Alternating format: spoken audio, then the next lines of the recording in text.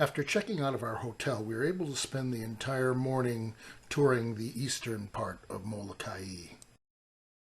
Our first stop was the post office in Ho'olehua. This post office offers a post-a-nut service.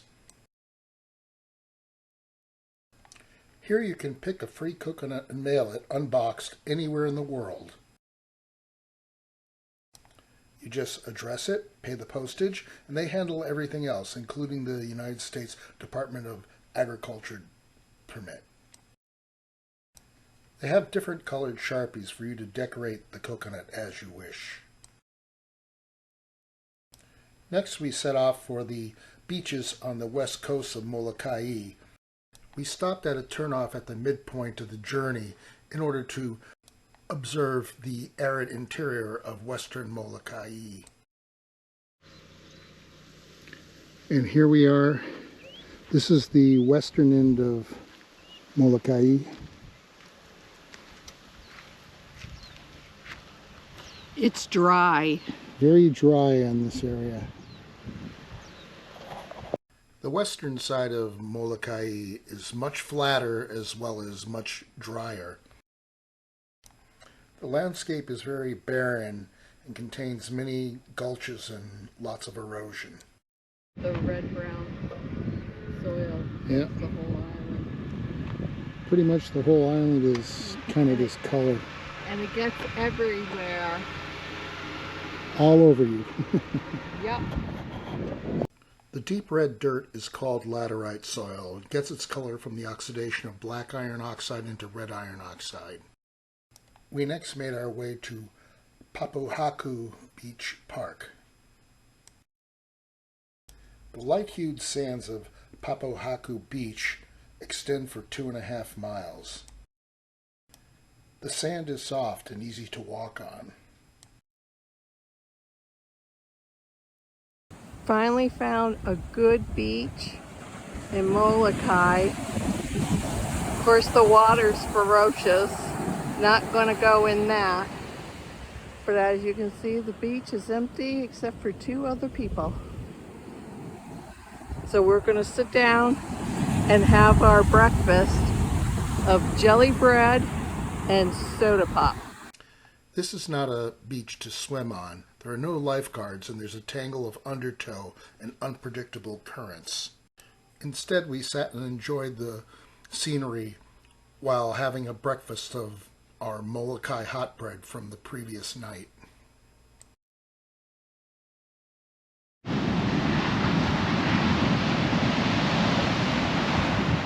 beach on the very western end of Molokai. I can't imagine ever trying to swim in this. The waves are so intense and there's a big undertow thing. I suppose people could surf.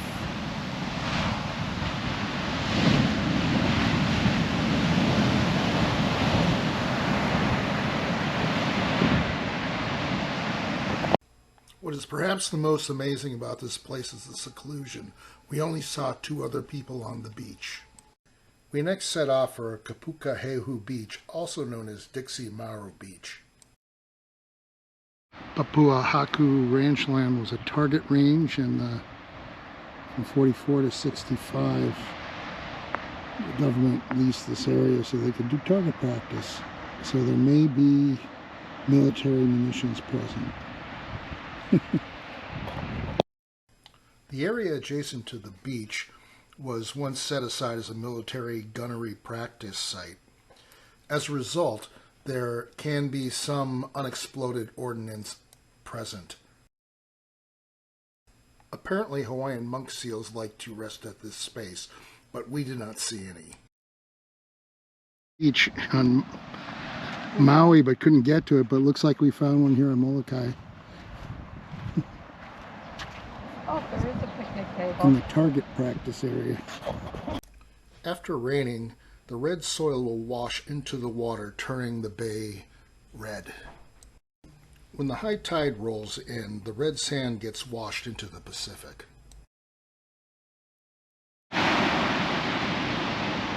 And This is the beach I was at as far as we could go on Molokai. Supposedly there are monk seals around someplace. I didn't see any resting there. The protected cove is popular for swimming as the water is calmer than other West Molokai beaches.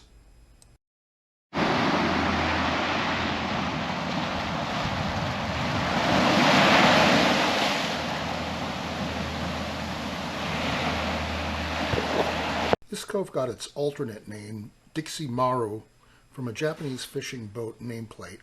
It was in the 1920s when the Japanese sailboat Dixie Maru was wrecked off the shore. Its nameplate was then hung up near the beach's gate. From then on, the remote beach has been fondly called Dixie Maru Cove. So some kind of big bones there. I don't know if those are from an old monk seal or something. But Maybe Catherine can tell what they are if they're human. We next visited Paka'a Beach. here's another place where there's public access to a beach. I don't know that I'd call it so much of a beach to try and swim at. It's pretty rocky.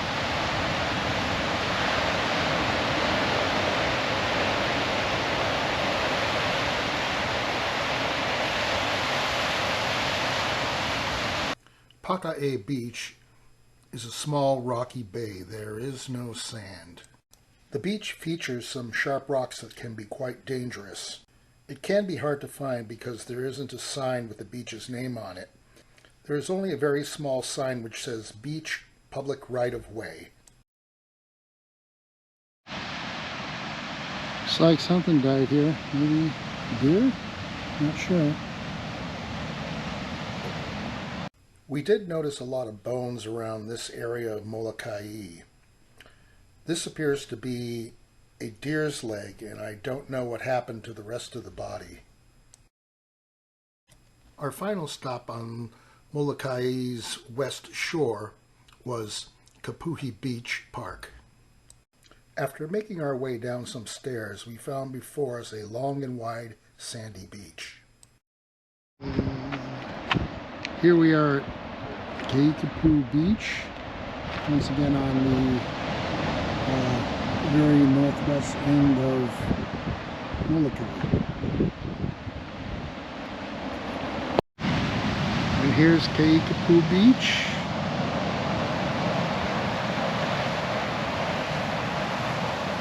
I'm not so sure how swimmable it is with some of those huge waves and big rocky things. Something to see anyway. On the southern end of the beach, there were lots of large volcanic rocks sticking out of the fine sand.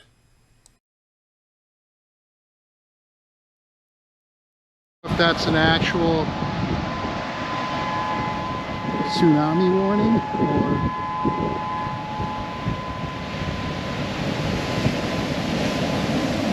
While at the beach, we heard a siren sound which may have been a test of the tsunami warning system. With the crashing of the waves, it became apparent why no one is swimming here.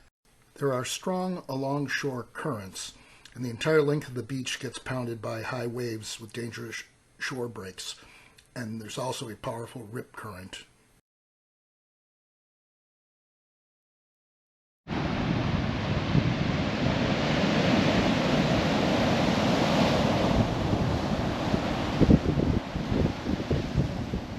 At the southern end of the beach, there's a formation known as Kaiaka Rock.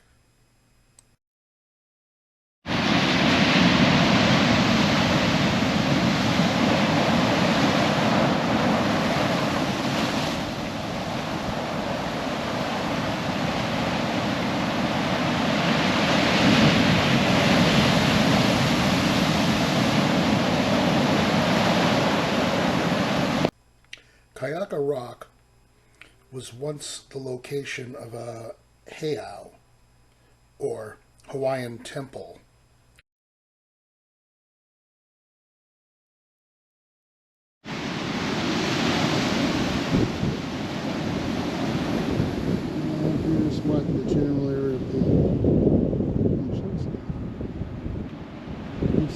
there's a nice city resort over there. I'll probably never visit. During the 1980s, an investment group had gotten permission to build a hotel on top of Kaiaka rock. Fortuitously, this never came to fruition. Mary was able to find a great rock to rest on in Kepuhi Beach. I preferred to stand and enjoy the view. We then went back to Molokai for some lunch and to gas up the car before heading to the airport. We had lunch at Molokai Burgers, which had some of the best hamburgers we ever had. Finally, we made our way back to the airport to prepare to go to the Big Island. Once again, we flew Mokulele Airlines in an 11-seat Cessna, first making a stop in Maui and finally making our way to Kona International Airport.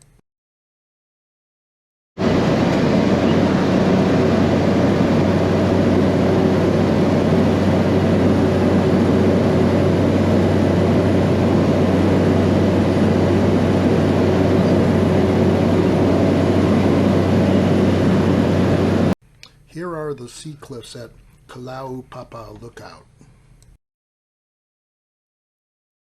In the crevice in the right side of the sea cliffs is a Kalaupapa Trail. This was formerly how one could visit the Kalaupapa National Historic Site by taking a mule ride down. Unfortunately, this trail has been closed due to recent landslides. Here you can see a nice view of the Kalaupapa Peninsula.